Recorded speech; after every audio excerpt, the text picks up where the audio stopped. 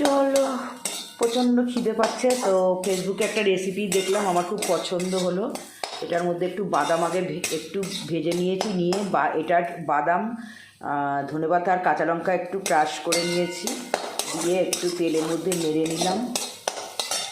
এবার এই রাঙালু আর একটা আলু দিয়েছি, এর মধ্যে গোলমরিচ আর সন্দক লবণ দিয়ে এটাকে একটুখানি নেড়ে নেব।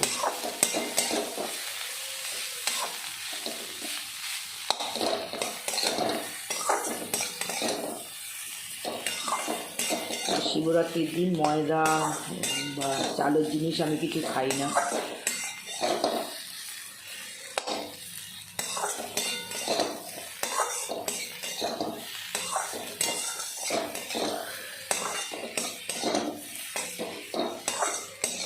নেড়ে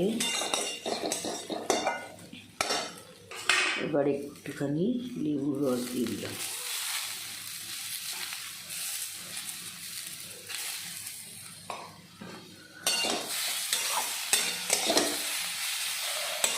আজকে এটাই খাবো।